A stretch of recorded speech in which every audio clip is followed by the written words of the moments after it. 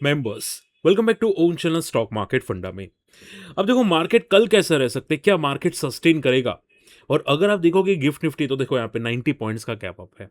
यानी कि देखो एक बात सिंपल है, मार्केट सिर्फ पागल बना रहा है, ठीक है, ट्रम्प की वजह से या कुछ भी वजह से, बट मार्केट पागल बना रहा है। मार्केट है पॉजिटिव, बट क्या कर रहा है, मार्केट ब्रेकआउट नहीं कर पा रहा है, लेकिन स्मॉल एंड मिड कैप्स लगातार पॉजिटिव जा रहे हैं।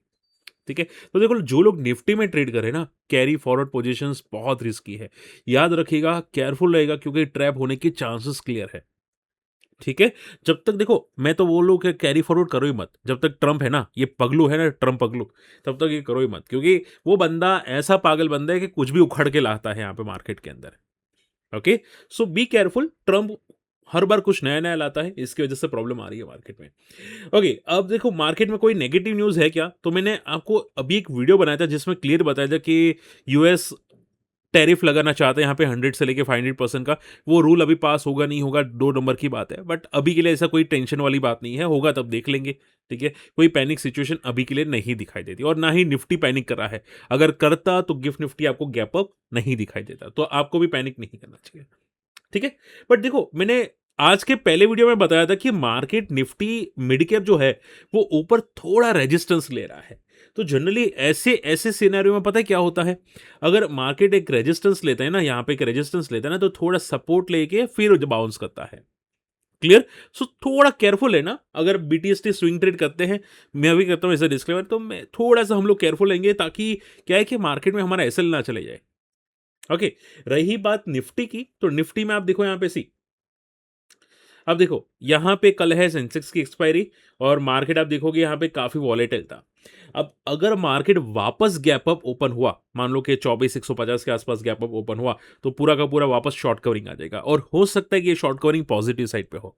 ठीक है, जैसे कि एक दिन पहले फॉल था मार्केट के अंदर निफ्टी की एक्सपायरी की वजह से, तो ये एक्सपायरी की वजह से शायद मार्केट एक शॉर्ट कवरिंग कर ले, बट कब? जब मार्केट गैप अप ओपन होगा। ठीक है, क्योंकि देखो यहाँ पे बहुत सारे शॉर्ट सेलर होंगे, काफ़ी लोगों ने यहाँ पे शॉर्ट भी किया होगा निफ्टी को, क्योंकि क्लोजिंग काफ़ी नेगेटिव आ रही है, और उनको लगता होगा कि भाई 24,000 के नीचे चला जाएगा, तो अगर गैप अप ओपन होगा तो काफ़ी लोग अपना शॉर्ट कवर करेंगे, जैसे कि यहाँ पे कवर किया था। ठीक है, तब उनको लगा होगा कि भाई वापस मार्केट गिरा, अब तो पक्का गिरेगा, मल्टीपल टाइम टेस्ट हो चुका है, तो अगर गैप अप ओपन हुआ तो पूरा शॉर्ट कवर हो जाएगा। ठीक है, और हो सकता है कि 24,200 के ऊपर क्लोजिंग कर दे और 24,300 तक चला जाए। सो कल आपको ये ध्यान में रखना है कि गैप अप में ये लेवल टूटे तो मार्केट में ट्रेंड अच्छा आ सकता है। स्पेशली मैं तो बोलूं कि 24,200 या 24,210 का लेवल टूटे तो भी एक ट्रेंड 24,300 तक आपको दिख सकता है। ठीक है, बात समझ में आ रही है? सो शॉर्ट एंड सिंपल में मार्केट का ट्रेंड थोड़ा वॉलेटाइल है। अगर गैप डाउन ओपन हुआ या स्टेबल ओपन हुआ, हाँ, तो फॉल आने के चांसेस है, सिर्फ ट्रेडर्स के लिए। ठीक है, तो स्टेबल टू गैप डाउन में मार्केट फॉल करेगा, सेम लाइक बैंक निफ्टी भी इन्वर्टेड हैमर बना रहा है। स्टेबल टू गैप डाउन में जैसे ही आज का लो टूटता है, मार्केट 57,000 के आसपास जाएगा बैंक निफ्टी के अंदर, और निफ्टी के अंदर यहाँ पे 30,900 या 30,800 की तरफ जाएगा, अगर गैप डाउन ओपन हुआ तो। बाकी रिटेल के लिए पैनिक नहीं करना है, मार्केट का ट्रेंड अभी भी पॉजिटिव है। ठीक है, चलिए। ओके, देखो बहुत सारे इंपॉर्टेंट अपडेट्स है, मैं इसको कर देता हूँ नॉट नाउ। ठीक है, इंपॉर्टेंट अपडेट्स हैं जो आपको बताना चाहूंगा, थोड़ा फोकस कीजिएगा और सीखने की कोशिश कीजिएगा। देखो एफ आई की सेलिंग आ रही है, बट छोटी है। एफ आई डी आई दोनों छोटी छोटी बाइंग एंड सेलिंग कर रहे हैं, तो ये डेटा कोई ज्यादा इंपैक्ट नहीं करेगा कल के लिए। ठीक है, आप ये समझ के चलो कि आज भी मार्केट के अंदर जुलाई मंथ के अंदर एफ आई पॉजिटिव है। ठीक है, तो स्टॉक स्पेसिफिक रहना, और जिसके अच्छे रिजल्ट्स आ रहे हैं ना, तो मैंने आपको याद है स्क्रीनर बना के दिया था। ठीक है, यहाँ पे बहुत सारे स्क्रीनर थे, तो वो स्क्रीनर पे रडार पे रखो कि कौन सा स्टॉक कहाँ पे मोमेंटम करे, बट रिजल्ट के बाद। ठीक है, रिजल्ट से पहले देखोगे तो ट्रैप होने के चांसेस है, जैसे कि बजाज कंज्यूमर क्रैश हुआ था 10 से 15%। ठीक है, तो रिजल्ट के बाद देखना कोई भी स्टॉक। ओके, पीसी ज्वेलर्स की बात करते हैं। देखो इसने अपना डेट को क्लियर कर दिया है। Company prepays clear outstanding debt of fourth consortium bank repays all the dues to 4 of 14 lenders ahead of the schedule. अब देखो जनरली होता क्या है कि ये डेट चुकाना बहुत पॉजिटिव है, और इसकी वजह से इनके जो रिजल्ट्स होते हैं ना, बहुत तगड़े आते हैं। ठीक है, तो अनुमान तो यही लग रहा है कि इनके रिजल्ट्स बहुत पॉजिटिव आएंगे। आपको यहां पे जो दिखाई दे रहा है इंटरेस्ट, ठीक है, तो मान लो कि वो इंटरेस्ट चला गया, इंटरेस्ट रिमूव हो गया, तो इनका जो प्रॉफिट है ना, वो काफी हद तक बढ़ जाएगा। अप्रोक्सीमेटली आप ये समझ के चलो कम से कम 30 से 35% का प्रॉफिट बढ़ जाएगा। ठीक है, तो अभी के लिए हम लोग वेट एंड वॉच करेंगे, रिजल्ट्स देखते हैं कि क्या कैसे आते हैं रिजल्ट्स। रही बात चार्ट्स की, तो पीसी ज्वेलर्स का चार्ट्स देख लेते हैं। अच्छा सी, मैं यहाँ पे कोई रिकमेंडेशन नहीं करूँगा, बट एक चीज़ मैंने नोटिस की है, आपने की है कि नहीं मुझे बताना।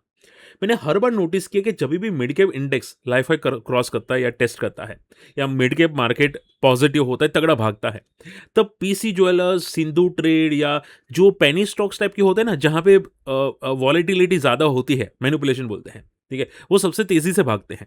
आपने किसी ने नोटिस किया कि नहीं, मुझे कमेंट ज़रूर कीजिएगा, ठीक है। अभी के लिए इसके रेजिस्टेंस है यहाँ पे 12 का, देखो यहाँ पे 12 का रेजिस्टेंस है, सपोर्ट पे है 8 का। मैंने आपको पहले ही बताया था कि ये स्टॉक हमेशा नीचे आता है, फिर भाग जाता है, वापस नीचे आता है, वापस भागता है, वापस नीचे आता है, वापस चला जाता है। ठीक है, इसका बिहेवियर ही ऐसा है।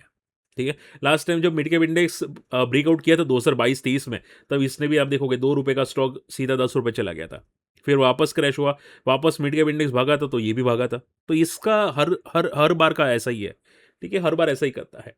ठीक है, देखते हैं इस बार क्या करता है। बाकी ब्रेक रेजिस्टेंस है 12 का। ओके, अदानी पावर में देखो ध्यान से समझना। अदानी पावर 25 साल का एग्रीमेंट किया है महाराष्ट्र स्टेट इलेक्ट्रिसिटी के साथ। ठीक है, करीब 1600 मेगावाट का ultra super critical thermal plant यहाँ पे सेटअप करता हुआ दिखाई दिया। अब देखो ध्यान से समझो, अदानी का सब कुछ पता है। ठीक है, मैंने आपको अदानी के बारे में पहले भी बताया था। ये जो 25 साल का एग्रीमेंट है ना, बहुत तगड़ी बात है। ठीक है, और देखो जनरली गवर्नमेंट कोई भी चेंज करता है ना, ये जो पावर डिस्ट्रीब्यूशन कंपनी होती है ना, वो मोस्टली सेम ही रहती है। जैसे कि मान लो कि अगर मान लो कि मोदी जी चले गए, जस्ट एग्जांपल, ठीक है भाई, नेगेटिव मत लेना, मैं जस्ट एग्जांपल बता रहा। तो जो बंदरगाह है, अदानी पोर्ट हो गया या जितने भी अदानी पोर्ट है, वो थोड़े चेंज हो जाएंगे। जो मालिक है तो वो तो रहेंगे, और वहां पे जो सामान की हेरा फेरी होगी, इंपोर्ट एक्सपोर्ट होगा, तो वो तो रहेगा। सेम लाइक पावर सेक्टर में होता है। ठीक है, तो आप इतना समझो कि चीजें पॉजिटिव है। जो स्टेट में जो पावर प्लांट है वो तो रहेगा। ठीक है, जितना एक्सपेंशन है वो तो रहेगा। तो आप ये समझ के चलो, ये बिग बुल पैटर्न बना रहे हैं मंथली चार्ट पे। ठीक है, और पहले भी बताया था आप लोगों को कि ऊपर एक वर्टिकल जाता है तो स्टॉक सपोर्ट लेने आता है, साइडवेज हो जाते हैं, वापस मोमेंटम करता है। ठीक है, मंथली चार्ट का बिग बुल पैटर्न बहुत स्ट्रांग होता है, बहुत स्ट्रांग होता है। ये जनरली इजीली ब्रेक नहीं होता। ठीक है, और आप ये समझ के चलो, इसने 20 डेमा को बहुत अच्छा रिस्पेक्ट किया है। सो मोस्ट प्रोबेबली इसका सपोर्ट है अराउंड 200 से लेके 175 का। ये एक बेस है जहां पे ये हर बार सपोर्ट लेने की कोशिश करेगा। सो ये जो न्यूज़ है वो भी काफ़ी स्ट्रांग है। अब देखो, कैबिनेट ने अप्रूव किया है 25,000 करोड़ का हाईवे प्रोजेक्ट वाराणसी के लिए। ये किसके लिए बेनिफिटेड है? किसके लिए बेनिफिटेड है? ये बेनिफिटेड है अराउंड एल-एन-टी के लिए। सबसे ज़्यादा बेस्ट प्रोजेक्ट्स एल-एन-टी को ही मिलते हैं। हाँ, अगर कोई उनकी निजी कंपनी हो वाराणसी में, उनके मिनिस्टर की, तो शायद इनका इनके पब्लिक को मिलेगा। ठीक है, यानी कि इनके दोस्त को मिलेगा। बाकी मोस्ट प्रोबेबली एल-एन-टी को ही प्रोजेक्ट्स मिलते हैं। तो एल-एन-टी का अगर आप चार्ट देखोगे, वो भी ज़्यादातर पॉजिटिव ट्रेंड में है। ये देखो, जैसे कि मैं हमेशा बोलता हूँ कि मंथली चार्ट पे बिग बुल पैटर्न बनती है, तो वो लॉन्ग टर्म रहती है। देखो यहाँ पे इसने 2020 में बनी थी, 2026 तक अभी भी बिग बुल पैटर्न फॉलो कर रहा है ये। ठीक है, आप सिर्फ इतना समझो, 3200 का लेवल टूटना नहीं चाहिए इसका। अगर ये टूट जाता है तो पैनिक क्रिएट करेगा। ठीक है, फिर ये जल्दी रिकवर नहीं करेगा, ये बात याद रखिएगा। ठीक है, तो अभी के लिए इसका एक मोमेंटम बहुत अच्छा है। 4000 की ऊपर वापस एक ब्रेकआउट मोड है, 4000 से 4400, और ये सबसे बेनिफिट न्यूज़ है कंपनी के लिए, एल-एन-टी के लिए। अब देखो, रिजल्ट सीजन वापस स्टार्ट हो चुके हैं। किसके अच्छे रिजल्ट, किसके खराब है, ध्यान से सुनना। हिमाद्री स्पेशलिटी केमिकल के रिजल्ट अच्छे हैं, डेफिनेटली अच्छे हैं। ठीक है, बट इनका कुछ एक्सपेंशन का मुझे डेटा मिला नहीं है। कंपनी का कोई और एक्सपेंशन प्लान है, नहीं है, कोई आइडिया नहीं है। तो इनके आउट मतलब अदर डेटा जो आएंगे उस पर डिपेंड करेगा। ठीक है, तो रिजल्ट्स अच्छे हैं डेफिनेटली, बट एक्सपेंशन का कुछ है कि नहीं वो देखना पड़ेगा, क्योंकि क्या है कि ये बड़े प्लेयर्स इसको बहुत मैनिपुलेट करते हैं, बहुत मैनिपुलेट करते हैं। अगर उनको ये नहीं पसंद आया ना, तो ये सीधा क्रैश करवा देगा, तो फाड़ू क्रैश करवा देगा, ये याद रखिएगा।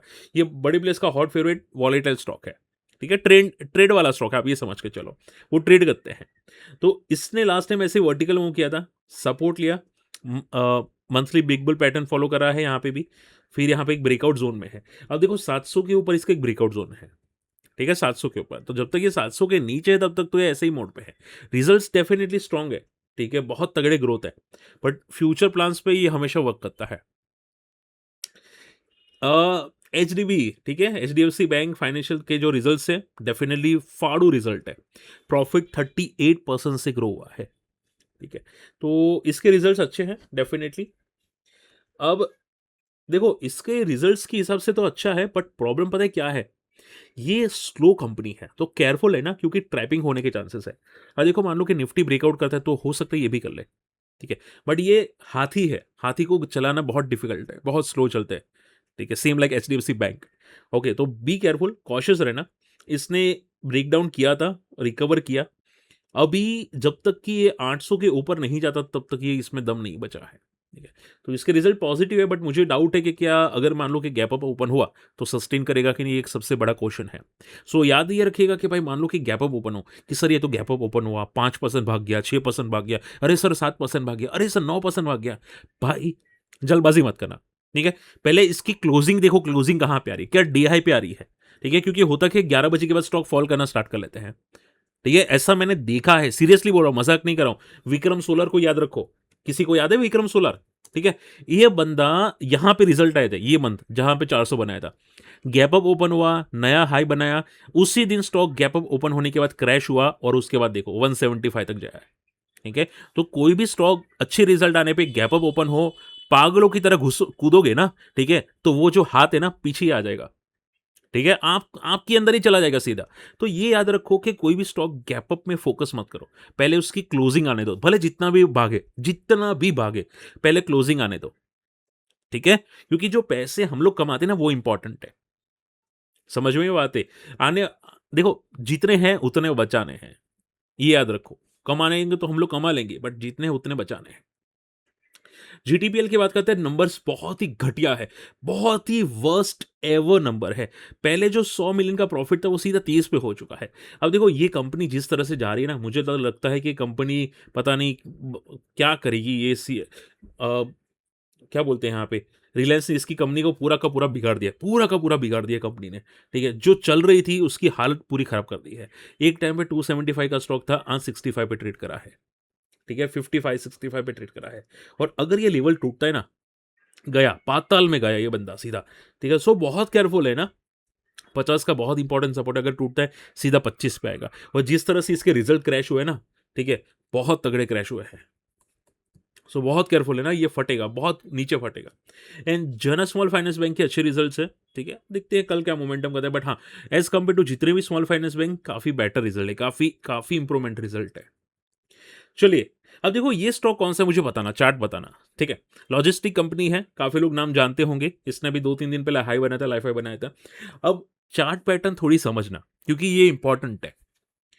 अब देखो जनरली बहुत सारे क्वेश्चन करते हैं कि सर आप जो बिग बुल फॉलो करते हैं, जो पैटर्न फॉलो करते हैं, आपको क्यों लगता है कि ये स्टॉक ब्रेकआउट करेगा? बहुत सिंपल सवाल पूछते हैं, ठीक है? ध्यान से सुनना। देखो जनरली मैं फोकस करता हूँ वॉल्यूम्स पे, यहाँ पे तगड़े वॉल्यूम्स आए थे, यहाँ पे तगड़े वॉल्यूम्स आए थे, यहाँ पे जो मोमेंटम आई थी ना, ये मुझे क्लियर बता रहा था कि इसके अंदर कोई ना कोई माइका लाल घुसा है, कोई ना कोई माइका लाल डेफिनेटली अंडर किया है, ठीक है?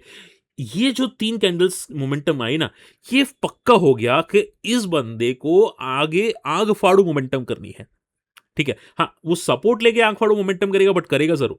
ये चार्ट्स मुझे क्लियर बता दिया, ठीक है? तो यहाँ पे कोई माइकल लाल एंटर हुआ, यहाँ उसका बाप एंटर हुआ, अब ये कंसोलिडेट करके यहाँ पे ब्रेकआउट करना चाहिए था। तो एज़ अ डिस्क्लेमर मेरा यहाँ पे एंटर हुआ है, ये सपोर्ट लेने गया नीचे, ठीक है?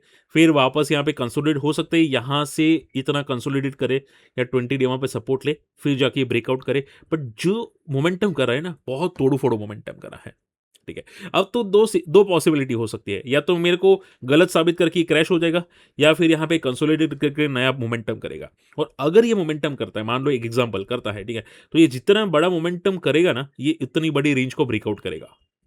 बात समझ में आ रही है? तो देखते हैं यहाँ पे क्या होता है। बाकी मुझे जनरली यही लगता है कि ये मोमेंटम इतनी नहीं आनी चाहिए थी। अगर आ रही है तो इसके अंदर कोई बहुत बड़ा पगलू एंटर किया है। पगलू यानी कि जिसको मतलब स्टॉक को भगाना ही भगाना है, किसी भी हालत में भगाना है। ये इसको बोलते हैं पगलू, एफआई पगलू, ठीक है? तो ये कोई यहाँ पे बहुत बड़ा पगलू एंटर हुआ है। बात समझ में आ रही है? तो देखते हैं यहाँ पे क्या होता है। हम लोग देख लेते हैं। For me definitely charts positive है। मुझे बताना कौन सी कंपनी है। ओके, सबसे पहली जो क्वेरी आ रही है वो है मार्जिन इशू की। एक सर ने कमेंट किया था कि सर मैंने यहाँ पे रिलायंस का पुट में सेल किया था और ऊपर का कॉल सेल किया था, ठीक है? तो इसमें मेरा हेज है। ब्रोकर का मैसेज आ रहा है कि सर यहाँ पे शॉर्टफॉल होने वाला है मार्जिन। देखो एक बात समझो, पहली बात कि अगर ब्रोकर का मैसेज आ रहा है तो वो सही है, ठीक है? जनरली होता क्या है कि लास्ट वीक के अंदर एक्सपायरी जो होती है ना, तब मार्जिन बढ़ जाते हैं, ठीक है? अब देखो अभी सेबी जो नए रूल्स लाने वाली है ना, उसके हिसाब से आपका मार्जिन बहुत कम हो जाएगा, बट वो अभी टाइम लेगा। हो सकते हैं 5 महीने ले, हो सकते हैं 6 महीने हो जाए, हो सकते हैं 1 साल हो जाए, ठीक है? बट आपने जो किया है उसका मार्जिन घटेगा फ्यूचर अभी नहीं, ठीक है? बट हाँ, ये जो आपको मैसेज आ रहे हैं तो आपको ये याद रखना होगा कि वो डेट के आसपास आपको मार्जिन रखना पड़ेगा, वरना क्या होगा, पोजीशन ऑटोमेटिक स्क्वायर ऑफ हो जाएगी या फिर आपको सेलिंग करने में दिक्कत आएगी, ठीक है? हो सकता है चार्जेस भी लग जाए। तो ये बात याद रखिएगा कि हमेशा हेज करते हो ना, तो लास्ट वीक में डेफिनिटली मार्जिन आपको रखने पड़ेंगे। ओके, गैब्रियल व्यू पॉजिटिव है, फंडामेंटल्स मोमेंटम काफ़ी अच्छी है। मुझे कुछ पैटर्न्स दिख रही है गैब्रियल में, हालाँकि वॉल्यूम्स कम है, तो लगता है कि म्यूचुअल फंड एंटर किया है, बट हाँ, इट्स पॉजिटिव, ठीक है? सर मैंने एक्सप्लेन कर दिया है, आप समझ जाओगे, ठीक है? मैंने आज एक्सप्लेन कर दिया है। ओके, अशोक लेलैंड क्या दिखाई दे रहा है, समरेश जी का यहाँ पे क्वेश्चन आ रहा है। देखो समरेश जी, सिंपल बात है, अगर देखो अशोक लेलैंड में पहले से मोमेंटम आ रही थी, ठीक है? अब अशोक लेलैंड में ये याद रखिएगा, ये भी मंथली बिग बुल पैटर्न बना रहा है सिंस 2020। फिर ये वर्टिकल गया, हमेशा मंथली में बिग बुल पैटर्न बनाता है, वर्टिकल जाता है तो स्टॉक में प्रॉफिट बुकिंग आती है। 200 के आसपास इसने प्रॉफिट बुकिंग की। अगर आप मेरे वीडियोस देखते तो आप समझ जाते कि कहाँ पे प्रॉफिट बुकिंग आएगी। हमेशा राउंड लेवल पे प्रॉफिट बुकिंग आती है और वर्टिकल मोमेंटम पे आती है। इसने वर्टिकल मोमेंटम पे आई। अब यहाँ पे सपोर्ट है 150 का, बस ये याद रखो यहाँ से टूटना नहीं चाहिए, ठीक है? तो चांसेस बहुत, देखो सपोर्ट पे है, हो सकता है यहां से बाउंस करके 180 तक चला जाए, बट अगर 150 ब्रेक हुआ तो सीधा 120 100 तक आएगा, ठीक है? तो risk to reward ratio positive है, बट क्या है कि दिखते कि ये बाउंस करता है कि नहीं। और हालांकि मैं कोई रिकमेंडेशन नहीं करूंगा, बट ये सपोर्ट पे है, ठीक है? ओके, सेगलिटी क्या ब्रेकआउट है? अजय जी, अजय जी काफी बाद आए हैं, काफी टाइम के बाद आए हैं। अजय जी का मैसेज ले लेते हैं।